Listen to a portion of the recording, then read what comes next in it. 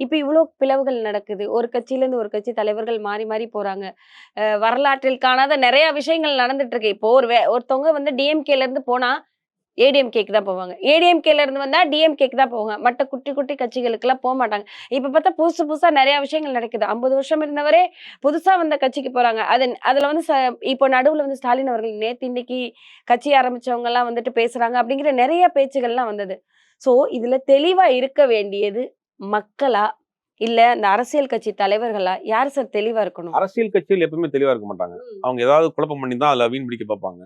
மக்கள் ரொம்ப தெளிவா இருப்பாங்க. தமிழ்நாட்டு மக்கள் அரசியலிலே மிக முதிர்ச்சி அடைந்த மக்கள். அவங்க தமிழ்நாட்டுல கடந்த 50 வருஷமா எடுத்துட்டீங்கன்னா, யாருக்கும் மெஜாரிட்டி இல்லாத கவர்மெண்ட் குடுத்ததே கிடையாது. யாருக்கும் கூட்டணி இல்லாத கவர்மெண்ட் குடுத்ததே கிடையாது. இவன் வேணும், வேண்டாம். தமிழ்நாட்டுல 2டே அரசியல் தான். ஒண்ணு இவர் சொல்றாரு இல்லையா, டிஎம்கே, டிவிகே அதெல்லாம் கிடையாது. ஆ. மதசார்பற்ற ஒரு அரசியல், மத சார்பில்லாத ஒரு அரசியல். பாஜக எந்த ரூபத்தில் தமிழ்நாட்டுக்குள் வந்தால் என்ன நடக்குங்கிறது தமிழ்நாட்டு மக்கள் ரொம்ப தெளிவா இருக்காங்க. இங்க எல்லா சமூக மக்களும் ஒண்ணா வாழ்ந்துட்டு இருக்காங்க. பாஜக வந்தா முதல்ல வேட்டு அதுக்கு தான் வைப்பான். நம்ம மாநில உரிமைகள் போயிரும். நம்ம மொழி போயிரும். நம்ம வரலாறு போயிரும். எல்லாரையும் சிதைச்சிருவான். அப்ப பல்வேறு முகம் மூடி போட்டு வர்றான். இப்ப எதிர்க்கிறது யாரு? ஒரு வலுவான கூட்டணி இந்த பக்கம் இருக்கு. திமுக தலைமையிலான கூட்டணி காங்கிரஸ் இருக்கு, கம்யூனிஸ்ட் இருக்கு, விசிக இருக்கு. அகில இந்திய அளவுல இந்தியா கூட்டணி தமிழ்நாட்டுல தான் ஸ்ட்ராங்கா இருக்கு. ஸ்ட்ராங்கா இருக்கு. அப்ப யாருக்கு வாக்களின்னு தமிழ்நாட்டு மக்கள் ரொம்ப தெளிவா இருப்பாங்க. சரி. இத்தனை குழப்பத்தை யார் பண்றாதுங்கிற மாதிரி கூட தெரியும். தமிழ்நாட்டுல நீங்க ஒரு கடைக்கோடி கிராமத்துல போய் ஒரு வயதான தாத்தாட்ட நீங்க கேட்டா கூட அவர் உலக அரசியல் பேசுவார். கண்டிப்பா.